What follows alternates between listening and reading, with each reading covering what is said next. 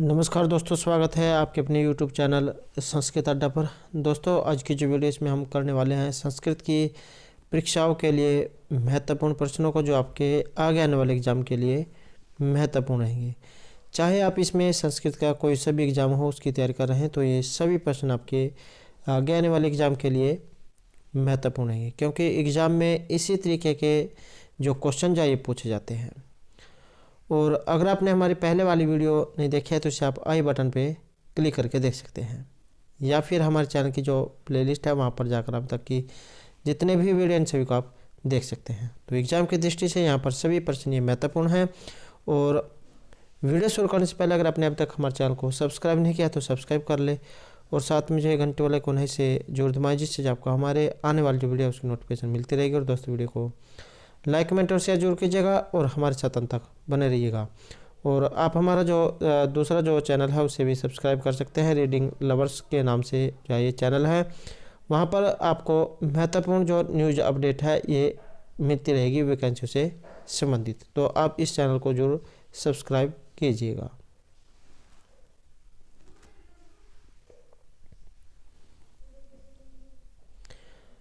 तो हमारा जो यहाँ पर पहला क्वेश्चन है, तात्पर्य अर्थोपि के सूचित इति अंशे के सूचित पदेन मम्मटः के सम्मतम प्रदर्शयति। तो आचार्य मम्मट जो यहाँ पर किसके बारे में बात कर रहे हैं?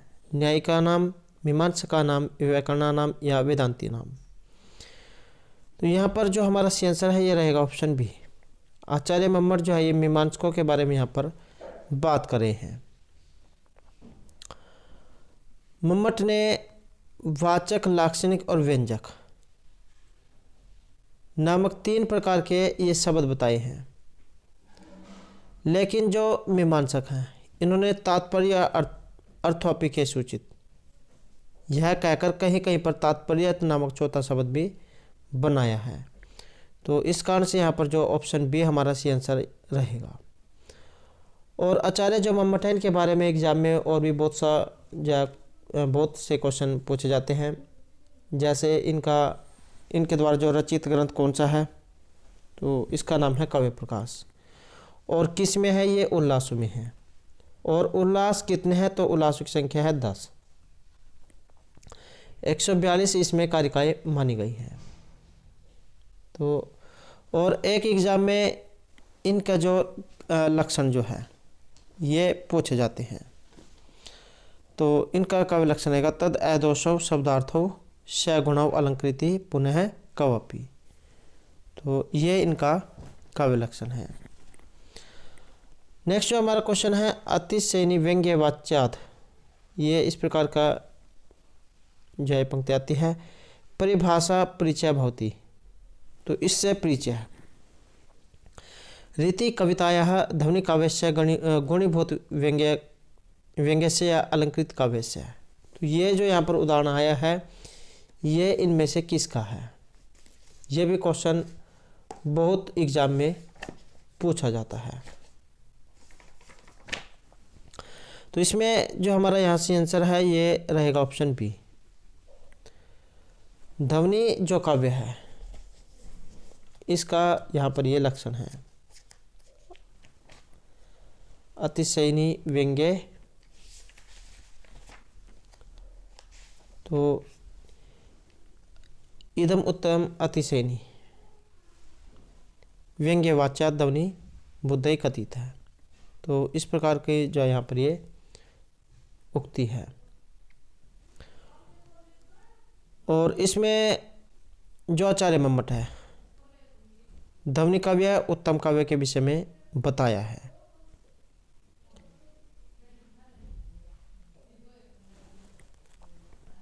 तो इसमें जो हमारा यहाँ पर सी आंसर है ये ऑप्शन बी रहेगा।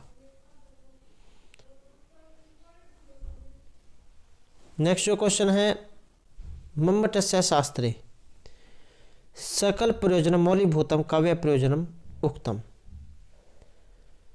तो यहाँ पर सकल प्रयोजन मौलिभूतम काव्य प्रयोजन, काव्य प्रयोजन जो यहाँ पर इसमें पूछा गया है।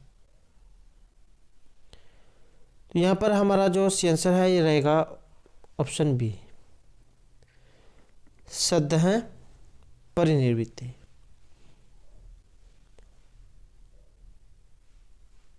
आचार्य जो मम्मट है, इन्होंने काव्य प्रकाश में जो है यहाँ पर इसके बारे में कहा है, काव्यम यस्य अर्थकृते व्यवहार विदे श्वेत्य रक्षते सद्य परिनिर्वृत्ते कांता समतियो उपदेश सूची। और एक एग्जाम में क्वेश्चन पूछा जाता है कि यहाँ पर काव्य के प्रयोजन का, कि काव्य जो है इसके कितने प्रयोजन हैं।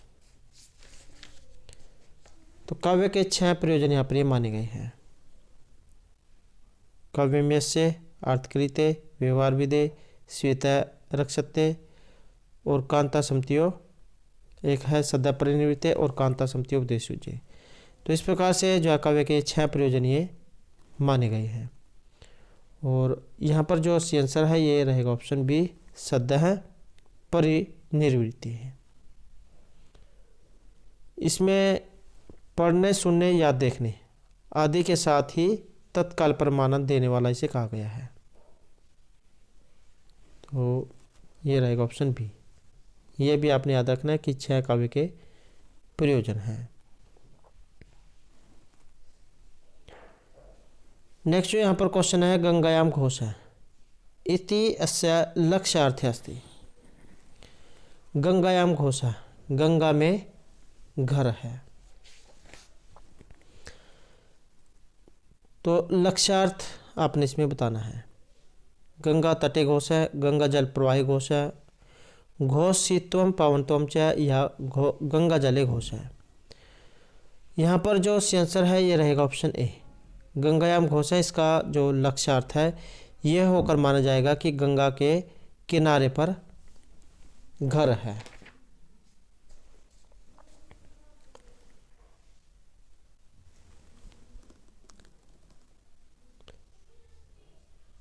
गंगा तटे घोष है।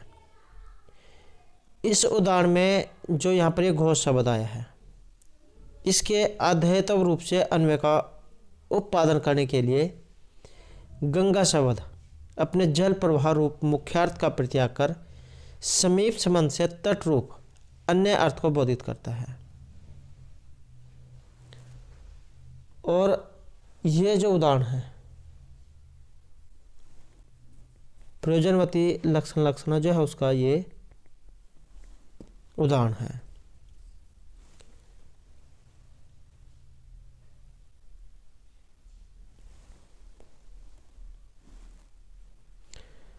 नेक्स्ट यहाँ पर क्वेश्चन है, पृथ्वीकार्तर स्वर पात्रम भूषितानि शेष परिजनम देव है विलसत करेणुगैनम सम अवेहो सदनम। इत्ययं कस्य श्लोकस्य अलंकारस्य अस्ति। तो यहाँ पर इसमें अलंकार पूछा गया है। अलंकार जो है यहाँ पर इसमें कौन सा है, या एग्जाम में ये भी आ सकता है कि यह लिया कहाँ से गया है, और या फिर इसमें क्या कहा गया है।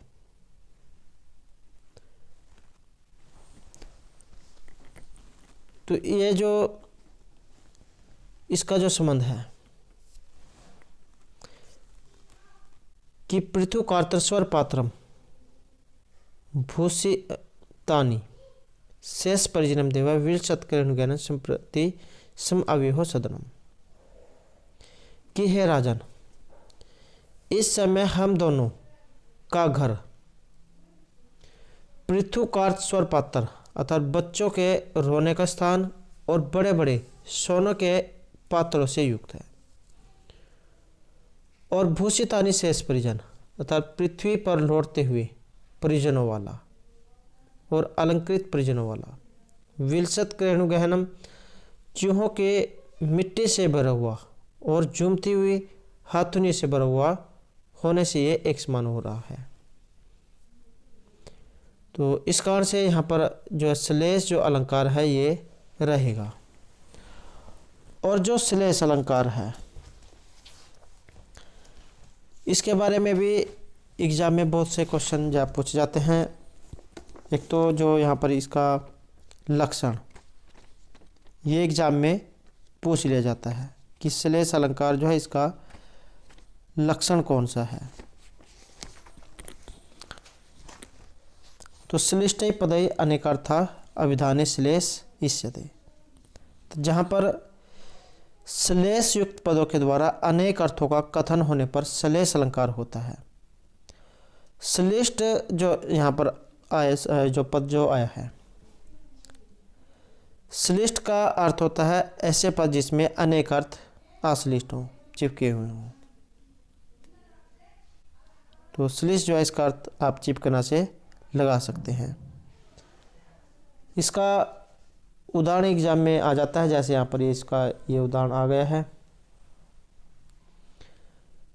एक दूसरा उदाहरण भी है इसका, प्रतिकूलतामुपगते ही विधौ विफलत्वमिति बहुसाधनता अवलंबनाय दिन बर्तुर्भुवन प्रतिशत कर सहस्त्रमपि। तो ये भी जो उदाहरण है श्लेष अलंकार का उदाहरण है।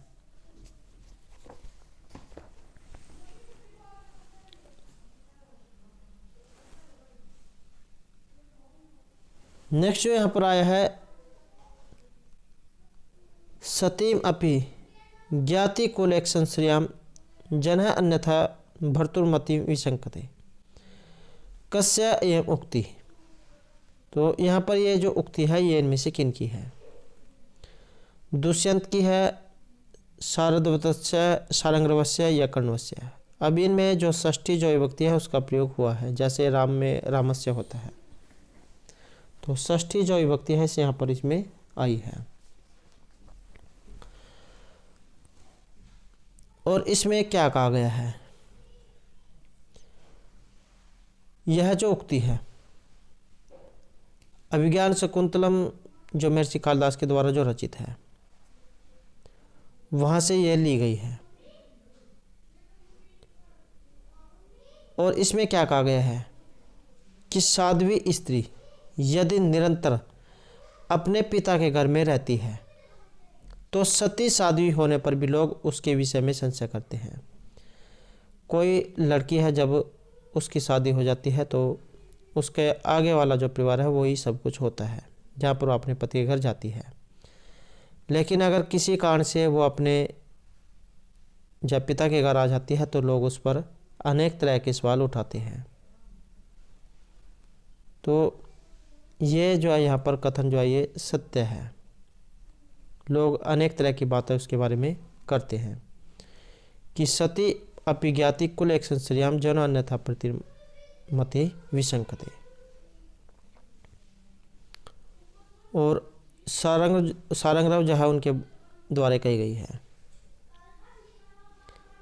कि साध्वी स्त्री यदि निरंतर अपने पिता घर में रहती है तो सती होने पर भी लोग उसके विषय में संशय करते हैं। तो यहाँ पर जो सेंसर है ये ऑप्शन सी रहेगा, सारंगरवस्य सारंगरव की। नेक्स्ट यहाँ पर क्वेश्चन है, काव्य स्वरूपे अलंकृति इति पदस्य वास्तविक अभिप्राय अस्ति। काव्य स्वरूपे अलंकृति, ये जो अलंकृति जो यहाँ पर आया है इसका वास्तविक जो अभिप्राय है ये क्या लिया गया है? अलंकार रहितो, अलंकार सहितो, अलंकारस्य प्रधानिकतो या रस प्रधानिकतो। तो इसका जो यहाँ पर अर्थ जो है ये लिया गया है ऑप्शन सी से, अलंकारस्य प्रधान युक्तो।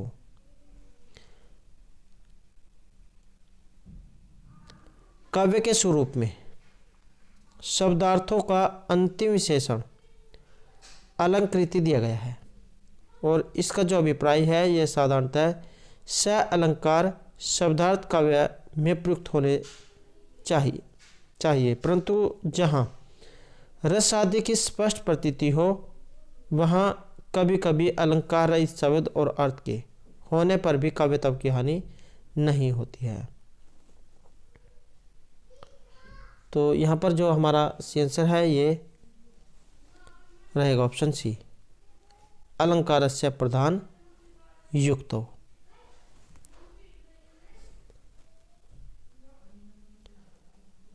नेक्स्ट जो यहाँ पर क्वेश्चन आया है, पूर्ण उपमाया कति तत्वानि आवश्यकानि।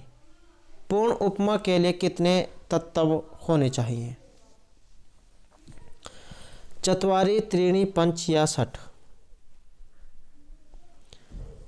तो यहाँ पर जो तत्व है ये बताए गए हैं, इसमें ऑप्शन ए 4।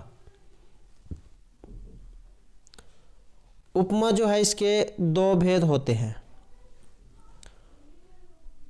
पूर्ण उपमा और लुप्त उपमा। पूर्ण उपमा और लुप्त उपमा। ये जो पूर्ण उपमा है इसमें उपमान, उपमेय, साधारण धर्म और उपमानवाचक, उपमावाचक, तो इसका ग्रहण होने पर पूर्ण उपमा, और इन चारों में से एक या दो या तीन का लोप हो जाने पर लुप्त उपमा होती है। पूर्ण उपमा क्या होती है? उपमान, उपमेय, साधारण धर्म और उपमावाचक का ग्रहण होने पर पूर्ण उपमा, और इनमें से चारों में से एक या फिर तीनों का लोप होने पर लुप्त उपमा होती है। ये जो उपमा अलंकार है कई बार एग्जाम में इसका जो लक्षण है ये आ जाता है, तो इसका लक्षण आपने याद रखना है। साधर्म्यम उपमा भेदे। उपमान और उपमेय का ही जायज साधर्म्य होता है।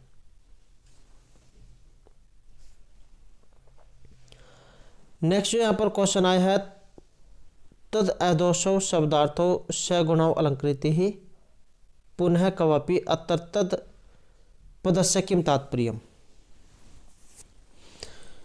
तो यहाँ पर जो तत् जो आया है इससे क्या अर्थ लगाया गया है? तत् अदोषौ, जब इसको अलग अलग करेंगे तो हो जाएगा तत् अदोषौ शब्दार्थो सगुणौ अलंकृति ही पुनः कवपि अत्र तत् पदस्य किम तात्पर्यम। काव्यम शब्द है, अर्थ है यह वाक्यम। तो यहाँ पर जो इसका अर्थ जो है ये काव्य से लिया गया है। मम्मट जो आचार्य हैं इनके द्वारा जो रचित है काव्य प्रकाश, ये 10 उल्लास में विभक्त काव्य शास्त्र है, और इन्होंने जो काव्य का लक्षण दिया है ये वाला दिया है, तद अदोषौ शब्दार्थो सगुण अलंकृति पुनः कवपि, कि दोषों से रहित, गुणयुक्त और कहीं कहीं अलंकार रहित शब्द और अर्थ काव्य कहलाते हैं। तो ये इनका लक्षण है, ये एग्जाम में बहुत बार पूछा जाता है, तो ये आपने याद रखना है। और इनका जो इनके द्वारा जो रचित ग्रंथ है काव्य प्रकाश 10 उल्लासों में है। नेक्स्ट यहाँ पर क्वेश्चन है, यत्र हेतु बिना कार्योत्पत्ति समझाते तत्र भवती अलंकार है। जब इसको अलग अलग करेंगे यहाँ पर ये हुई है यण संधि, ई को या, ई को या, ओ को व, री जो होता है इसको र, और जो री जो होते हैं इसको ला, ये होता है। तो भवती में जो ती है, ती में जो ई है इसको या हो जाता है, तो इस कारण से यहाँ पर ये भवती लिखा गया है। यत्र हेतु बिना कार्योत्पत्ति समझाते तत्र भवती अलंकार है। विशेषोक्ति, आक्षेप, परिसंख्या या विभावना। यत्र हेतु बिना कार्योत्पत्ति, तो जहाँ कारण के बिना कार्य की उत्पत्ति होती है, तो ये कौन सा अलंकार होता है?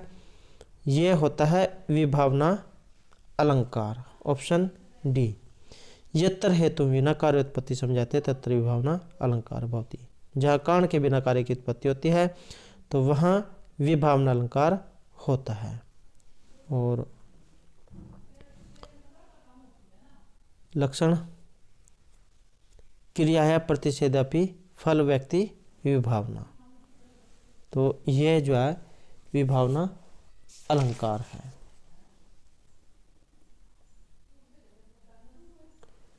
इसका उदाहरण भी आ सकता है, तो ये याद रखना है। अनायासम कृशम मध्यम संतरले दृशौ आभूषण मनोहारी वपुर्वैसी संभ्रुव है।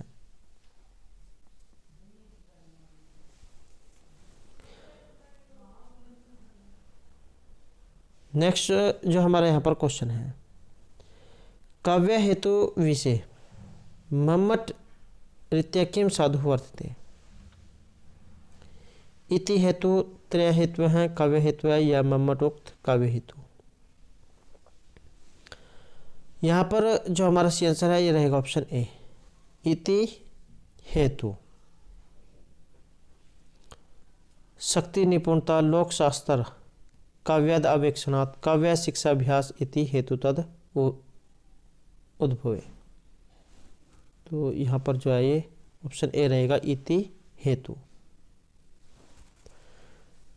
नेक्स्ट जो हमारा क्वेश्चन है यहाँ पर शब्द साम्य वैषम्यापि स्वरस्यात् काव्यस्य कस्य अलंकारस्य लक्षणम। तो किस अलंकार का यहाँ पर ये लक्षण है? शब्द साम्यम शब्दों की समानता और विषमता होने पर अलंकार। अनुप्रासस्य यमकस्य श्लेषस्य या रूपकस्य। तो कौन से यहाँ पर अलंकार है? यहाँ पर जो आंसर है ये रहेगा ऑप्शन ए। अनुप्रास जो अलंकार है उसका ये लक्षण है। अनुप्रास है शब्द साम्यम वैषम्यापि समरस्यात्। तो अनुप्रास जो अलंकार है इसका यहाँ पर ये उदाहरण है और इसका लक्षण है। और उदाहरण लता कुंजम गुंजन मदवदली पुंजम चपलयन समालिंगन दुर्तरम अनंगम परबलयन। तो ये जो यहाँ पर इसका उदाहरण है। लक्षण और उदाहरण जो है दोनों आपने याद रखने हैं।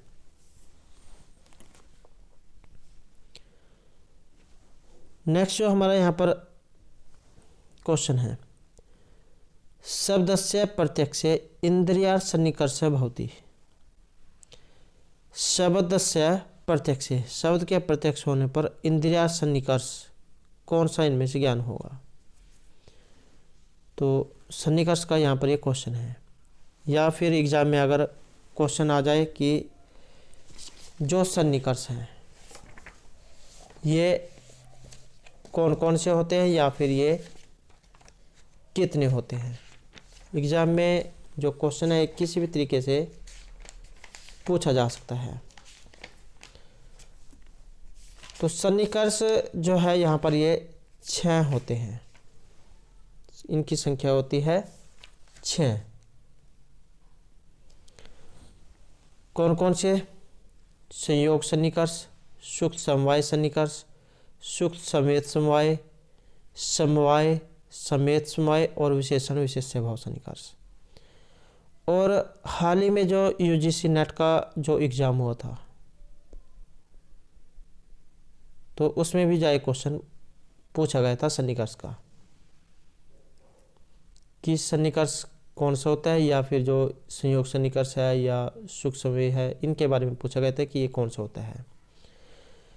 तो सन्निकर्ष क्या होता है?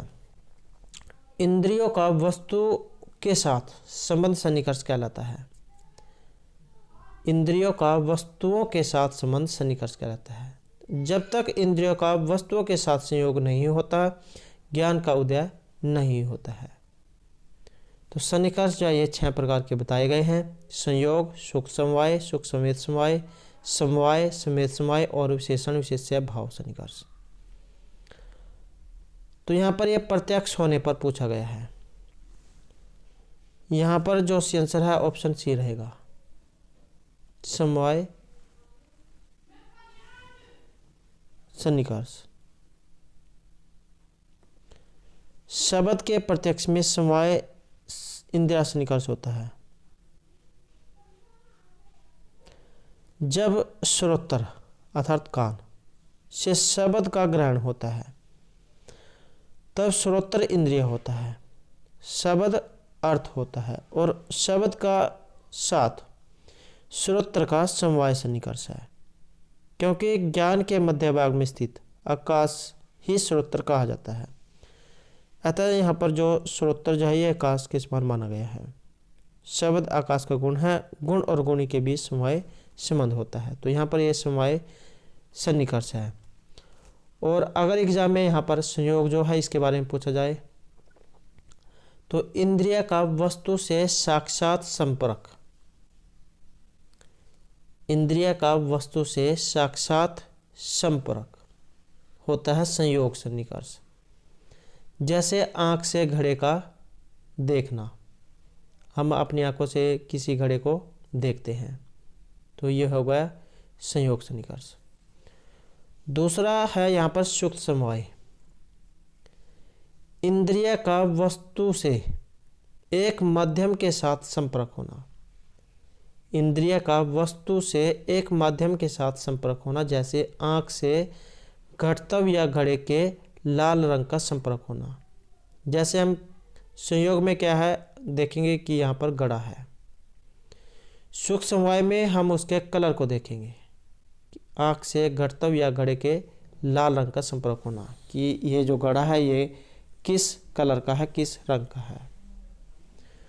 उसके बाद है सूक्ष्म संवेद समवाय, अर्थात माध्यमों के द्वारा इंद्रियों का वस्तु से संपर्क होना, अर्थात माध्यमों के द्वारा इंद्रियों का वस्तु से संपर्क, जैसे घट रूपतव या घड़े का लाल तव से संपर्क होना। अब हम उसके जो रूपतव है उसको देखेंगे कि माध्यमों के द्वारा इंद्रियों का वस्तु से संपर्क होना, जैसे घटतव रूपतव या घड़े का लाल तव से संपर्क होना। उसके बाद यहाँ पर ये समवाय है, कान से शब्द का ग्रहण होना, कान से शब्द का प्रत्यक्ष होना। नेक्स्ट जो है यहाँ पर संवेद समवाय, अर्थात एक माध्यम के द्वारा समवाय संपर्क, जैसे कान से शब्द का प्रत्यक्ष होना। तो यह है संवेद समवाय, एक माध्यम के द्वारा समवाय संपर्क जैसे कान से शब्दों का प्रत्यक्ष होना। और नंबर 6 में है विशेषण विशेष्य भाव सन्निकर्ष, अभाव का प्रत्यक्ष होना, जैसे भूतल रूपी विशेष्य के माध्यम से घड़े के अभाव रूपी विशेषण का प्रत्यक्ष होना। भूतल अर्थात भूमि कि भूतल रूपी विशेष्य के माध्यम से घड़े के अभाव रूपी विशेषण का प्रत्यक्ष होना। तो इस प्रकार से यहाँ पर जो सन्निकर्ष है ये वेरी वेरी इंपॉर्टेंट है और 6 सन्निकर्ष ये आपने याद रखने हैं। नेक्स्ट जो यहाँ पर क्वेश्चन है, अभावस्य प्रत्यक्षे इंद्रियार्थ सन्निकर्ष भवति। अभाव के प्रत्यक्ष होने पर जो इंद्रियार्थ जो सन्निकर्ष है ये कौन सा होगा? संयोग है, समवाय है, संवेद समवाय है, विशेषण विशेष्य भाव है। तो यहाँ पर जो आंसर है ऑप्शन डी रहेगा। हमें पहले वाले क्वेश्चन में पढ़ा था विशेषण विशेष्य भाव सन्निकर्ष के बारे में, अभाव का प्रत्यक्ष होना, जैसे भूतल रूपी विशेष्य के माध्यम से घड़े के अभाव रूपी विशेषण का प्रत्यक्ष होना। तो ऑप्शन डी यहाँ पर हमारा आंसर रहेगा। नेक्स्ट जो क्वेश्चन है, तर्क भाषा अनुसारेण व्याप्ति भवति। तर्क भाषा के अनुसार व्याप्ति होती है। व्याप्ति कितने प्रकार की होती है? यह भी क्वेश्चन एग्जाम में पूछा जाता है। द्विविधा, त्रिविधा, चतुर्विधा या एक विधा। तो तर्क भाषा के अनुसार जो यहाँ पर व्याप्ति जो है ये मानी गई है 2 प्रकार की। ऑप्शन ए द्विविधा। और कौन कौन सी होती है? व्याप्ति और अव्याप्ति ही। तो ये 2 प्रकार की होती है।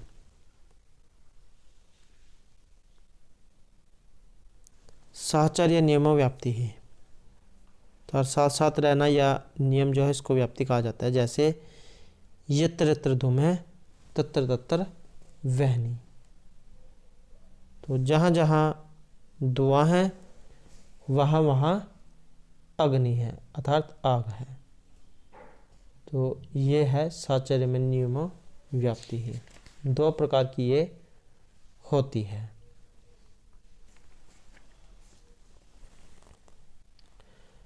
व्याप्ति जो आया है, व्याप्ति वी प्लस आपति व्याप्ति, विशेष संबंध, और यह संबंध हेतु और साध्य के मध्य होता है। और इसकी जो विशेषता है यह है कि यह अनिवार्य, सार्वभौम और शर्त रहित होता है। जैसे इसलिए जो यहाँ पर न्याय के अनुसार जहाँ जहाँ धुआं है वहाँ वहाँ आग है, अर्थात अग्नि है। इस प्रकार का शर्त रहित, सार्वभौम और अनिवार्य संबंध ही व्याप्ति है। यत्र यत्र धूमः तत्र तत्र वह्नि, जहाँ जहाँ धुआं है वहीं वहीं अग्नि है।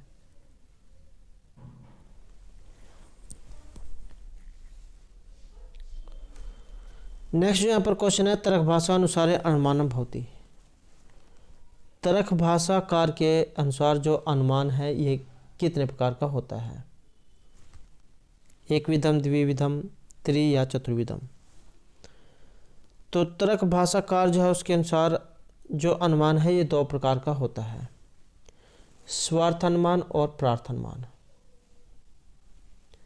स्वार्थ स्व अर्थात अपने बारे में, और प्रार्थ दूसरे के बारे में।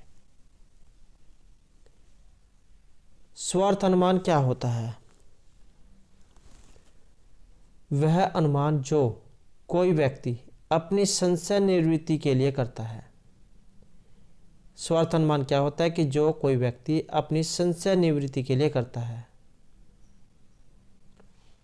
यह एक मनोवैज्ञानिक प्रक्रिया होती है जिसके लिए किसी वाक्य व्यवस्था की आवश्यकता नहीं होती है, और हेतु को बार बार श्रद्धा के साथ देखकर उनके नियत साचार्य की कल्पना कर लेने और उसके आधार पर निष्कर्ष निकाल लेने को ही स्वार्थ अनुमान कहा गया है। और प्रार्थ अनुमान, तो प्रार्थ अनुमान वह अनुमान है जो दूसरों की संशय निवृत्ति के लिए किया जाता है। प्रार्थ अर्थात दूसरे, तो दूसरे की जो शंका है उसे दूर करने के लिए जो प्रस्तुत किया जाता है। और इसी कारण से जो यहाँ पर पंचअवयव अनुमान इसे कहा जाता है, अर्थात प्रतिज्ञा, हेतु, उदाहरण, उपनय और निगमन। ये भी आपने याद रखने हैं। तो ये 5 प्रकार के होते हैं। पंचअवयव अनुमान 5 प्रकार का होता है, प्रतिज्ञा, हेतु, उदाहरण, उपनय और निगमन। नेक्स्ट यहाँ पर क्वेश्चन है, न जाने भोक्तारम कम इह सम उपस्थास्यति विधि केन छंदसा विनिर्मितो अयं श्लोक है। तो यहाँ पर इसमें छंद पूछा गया है, या फिर ये भी आ सकता है कि कहाँ से ये लिया गया है। तो जो अभिज्ञान शकुंतलम जो है वहाँ से ये लिया गया है।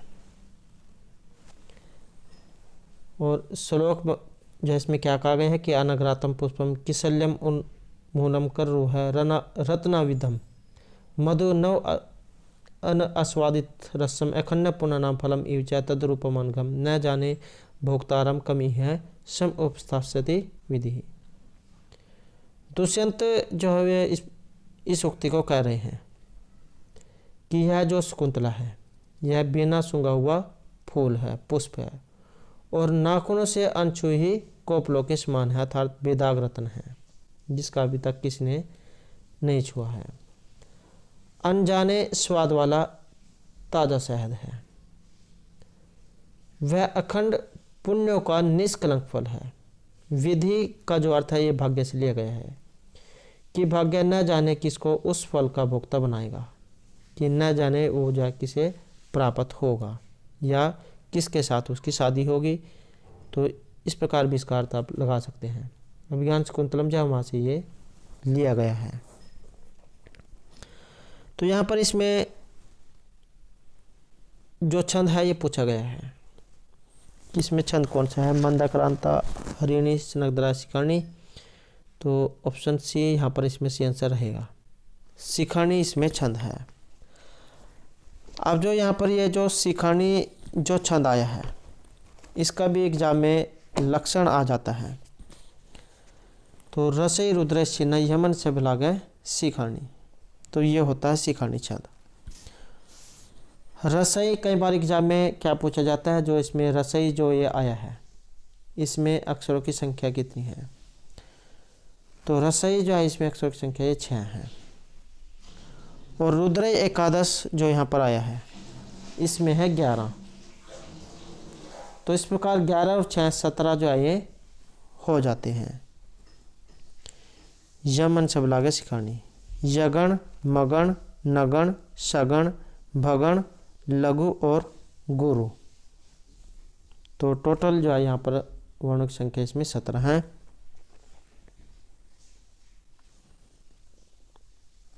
तो एग्जाम की दृष्टि से जो है यहाँ पर ये महत्वपूर्ण है।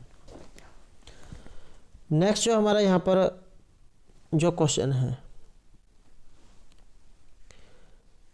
तर्क भाषायाम लिंग परामर्श अस्ति। तर्क भाषा में लिंग परामर्श है। प्रत्यक्षम अनुमानम उपमानम या शब्द है। तो यहाँ पर जो हमारा सी आंसर है ये रहेगा ऑप्शन बी, लिंग परामर्शो अनुमानम।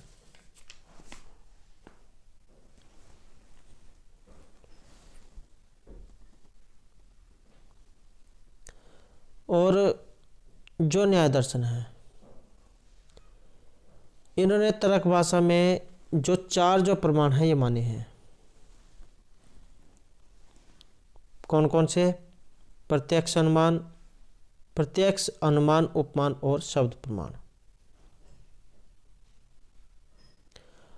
अनुमान जो यहाँ पर आया है, इसका जो प्रयोग है ये दो अर्थों में होता है, एक अनुमान प्रमाण के लिए और दूसरा अनुमान प्रमाण से उत्पन्न ज्ञान अर्थात प्रमा के लिए। अनुमान क्या होता है? प्रत्यक्ष पर आधारित ज्ञान को अनुमान कहा जाता है। अनुमान, अनु प्लस मान, तो दो जो शब्दांश के योग से बना है। अनु का जो अर्थ है ये पश्चात अर्थात बाद में, और मान का अर्थ ज्ञान होना। अतः किसी ज्ञान के बाद उसके आधार पर होने वाला ज्ञान ही अनुमान होता है, अर्थात जिसे आप अपनी देसी भाषा में कह सकते हैं अंदाज़ा लगाना। किस चीज़ का अनुमान लगाना? अंदाज़ा लगाना। जैसे पर्वत पर धुआं है, तो इससे आपने अंदाज़ा लगाया, अनुमान लगाया कि वहाँ पर ज़रूर आग लग रही होगी, तो वहाँ पर धुआं उठ रहा है। तो यही है अनुमान। नेक्स्ट जो यहाँ पर क्वेश्चन आया है, संख्या कारिका अनुसार रजोगुण अस्ति। संख्या कारिका जो है इसके अनुसार रजोगुण है। गुण जो यहाँ पर तीन प्रकार के माने गए हैं, सत्व, रज और तमोगुण। अब जो ये रजोगुण जो है ये किस प्रकार का होता है? नियामक है, प्रकाशक है, प्रवर्तक है या आच्छादक है? तो ये जो यहाँ पर माना गया है ये रहेगा ऑप्शन सी, प्रवर्तक जो है इसको माना गया है। तो ये जो संख्या कारिका जो है ईश्वर की रचना किया है संख्या कारिका, तो इसके अनुसार रजोगुण का कार्य प्रवर्तन करना है, सत्व जो गुण है इसका कार्य प्रकाश करना, और तमोगुण का कार्य नियमन करना है। तो ये तीन प्रकार के जो है यहाँ पर गुण ये माने गए हैं, सत्व, रज और तमोगुण। नेक्स्ट जो क्वेश्चन है, संख्या दर्शनम प्रमाणम न मनुते है। संख्या दर्शन जो है ये इनमें से एक को प्रमाण नहीं मानती है, तो ये कौन सा है? प्रत्यक्षम, अनुमानम, आप्तवचनम या उपमानम। यहाँ पर रहेगा ऑप्शन डी ये उपमानम। तो संख्या दर्शन जो है ये उपमान को प्रमाण नहीं मानती है।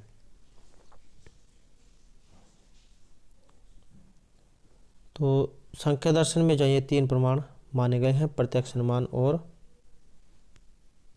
शब्द प्रमाण।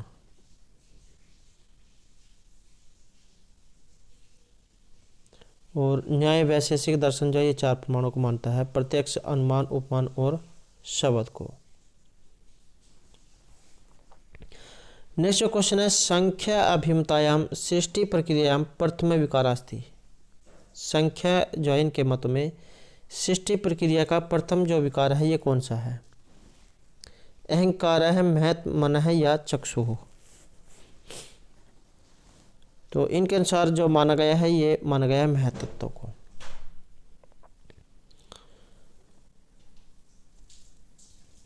सृष्टि जो संख्या मत जो है इनके अनुसार सृष्टि प्रक्रिया में प्रथम विकार जो महत अर्थात बुद्धि को माना गया है, और महत की जो उत्पत्ति है ये मूल प्रकृति से मानी गई है। महत को बुद्धि, प्रत्यय इन नामों से जाना जाता है। तो ये क्वेश्चन बहुत बार जो एग्जाम में पूछा जाता है।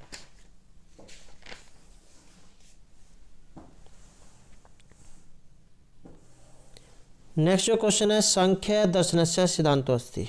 संख्या जो दर्शन है इसका सिद्धांत असतः सत जायते एकस्य सतः विवर्तः कार्य जातम न वस्तुतः। सतः सत जायते सतः सत जायते, तो इसमें माना गया है ये ऑप्शन डी को, सतः सत जैसे, कि सत के द्वारा ही सत की उत्पत्ति होती है, कि सत से ही सत उत्पन्न होता है। तो संख्या दर्शन जो उनका ये सिद्धांत है।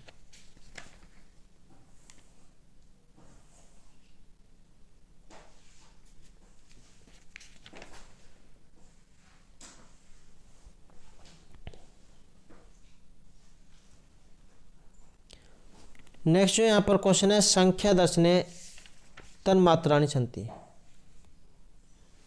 तो संख्या दर्शन जो इसमें तन्मात्राएं कितनी है? त्रीणि पंच चत्वारि या षट। इनकी जो यहाँ पर संख्या है ये मानी गई है पंच। पांच जो है तन्मात्राएं हैं। कौन कौन सी है? कई बार एग्जाम में ये भी आ जाता है, शब्द, स्पर्श, रूप और गंध। तो ये जो है यहाँ पर पांच तन्मात्राएं मानी गई हैं।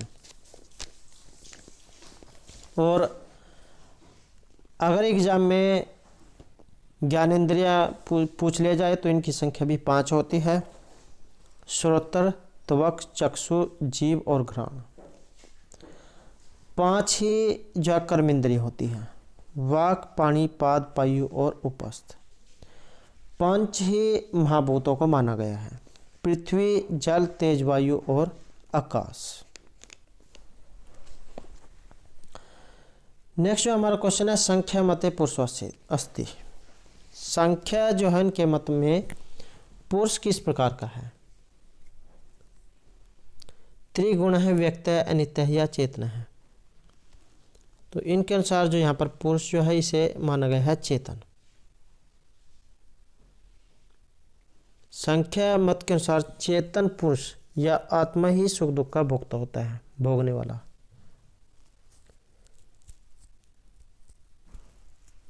और भोग्य त्रिगुणात्मक संसार को भोक्ता आत्मा या पुरुष की आवश्यकता है।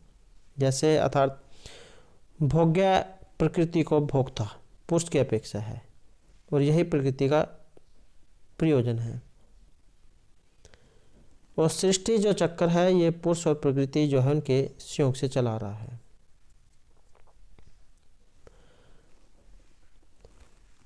तो ऑप्शन डी हमारा यहाँ पर सी आंसर इसमें रहेगा। नेक्स्ट जो क्वेश्चन है, संख्या दर्शने कति तत्वानि मन्यन्ते। अब जो संख्या दर्शन है इसमें तत्व कितने माने गए हैं? सप्त, षोडश, एकम या पंचविंशति। सप्त, 7, 1, 16 या 25। तो संख्या दर्शन जो है इसमें इनकी संख्या मानी गई है 25। अब ये 25 जो तत्व है ये कौन कौन से होते हैं? तो 5 तन्मात्राएं, शब्द, स्पर्श, रूप, रसगंध। 5 ज्ञानेंद्रिया, श्रोत्र, त्वक, चक्षु, जीवा, घ्राण। 5 कर्मेंद्रिया, वाक, पाणी, पाद, पायु, उपस्थ। 5 पंच जा महाभूत, पृथ्वी, जल, तेज, वायु, आकाश। प्रकृति, महत, अहंकार, मन और पुरुष। तो ये 5 है। और 5 तन्मात्राएं, 5 ज्ञानेंद्रिया, 5 कर्मेंद्रिया, 5 महाभूत, 20 और 5 ये 25। तो इस प्रकार से जो है यहाँ पर ये इनकी संख्या ये 25 है। नेक्स्ट क्वेश्चन है, संख्या दर्शन कार्य कांड सिद्धांत का। संख्या दर्शन में कार्य कांड के जो सिद्धांत है ये कौन कौन से हैं? आरंभवाद, सत्कार्यवाद, संघवाद या विवर्तवाद। तो यहाँ पर कार्यकांड सिद्धांत जो है माना गया है सत्कार्यवाद है, सत्कार्यवाद को। और ईश्वर कृष्ण जैन के द्वारा रचित है संख्या कार्य का संख्या दर्शन।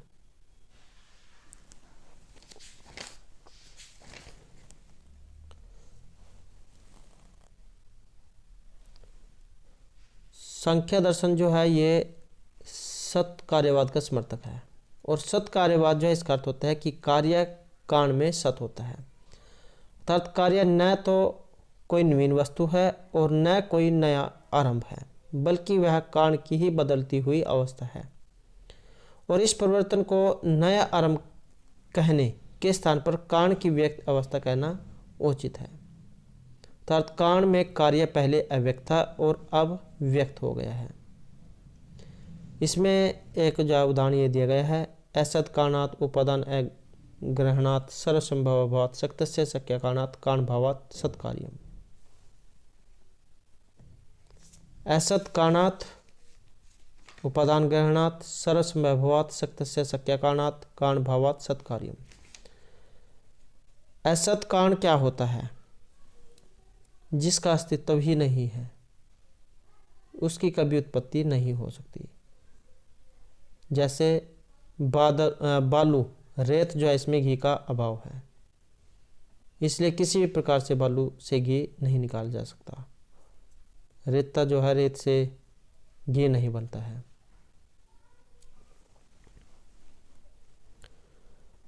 नेक्स्ट जो क्वेश्चन है, संख्या दर्शने निःश्रेयांश साधनम किम।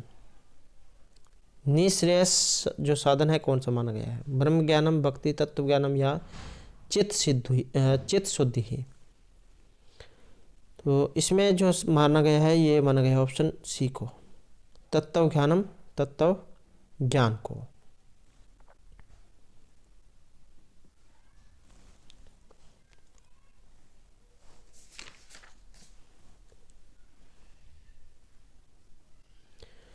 नेक्स्ट जो क्वेश्चन है, श्रीमद्भगवद गीता से उक्तवर्त महाभारत महाभाष्य। तो यहाँ पर ये जो महाभारत से संबंधित इनमें से कौन सा है? सभा पर्व से, भीष्म पर्व से, शांति पर्व से या स्वर्ग आरोहण पर्व से? तो इसका जो संबंध है, ये सभा जो पर्व है वहां से माना गया है।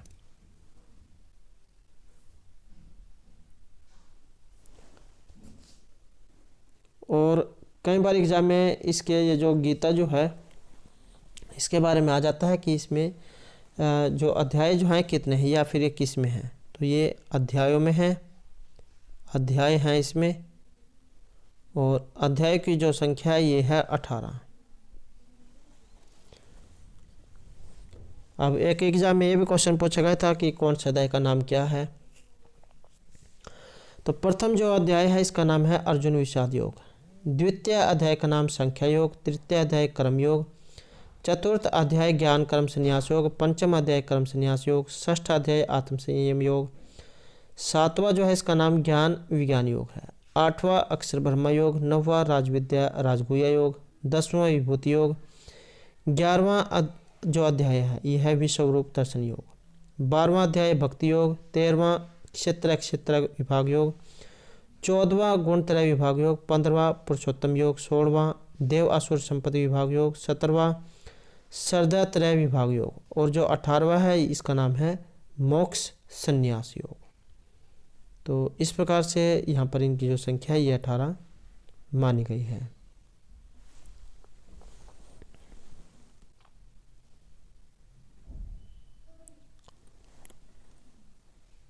तो श्रीमद् भागवत गीता जय महाभारत के जो भीष्म पर्व है इसमें वर्णित है।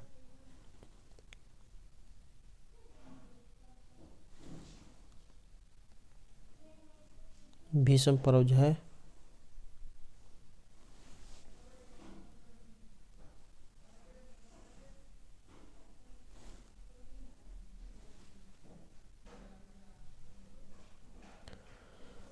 नेक्स्ट जो क्वेश्चन है, श्रीमद्भागवते कति स्कंदा।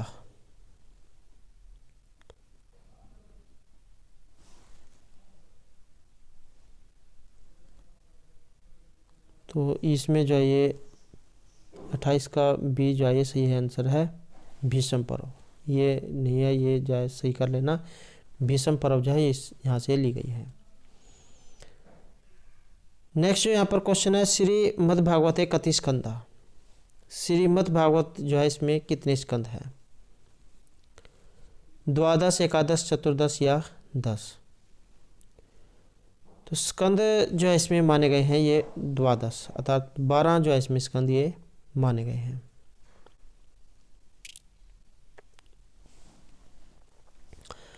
नेक्स्ट क्वेश्चन है निम्नलिखितेषु कर्म इंद्रियां, कर्म इंद्रियां कौन सी हैं? 5 जो कर्म इंद्रियां होती हैं, वाक, पाणिपाद, पायु और उपस्थ। तो इसमें कौन सी है? यहाँ पर ये रहेगा ऑप्शन डी, वाक। वाक, पाणिपाद, पायु और उपस्थ, तो ये है कर्म इंद्रियां।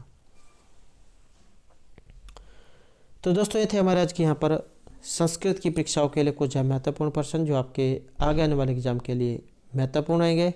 और दोस्तों अगर आपने अभी तक हमारे चैनल को सब्सक्राइब नहीं किया तो सब्सक्राइब कर ले, और हमारे साथ अंत बनाने के लिए धन्यवाद।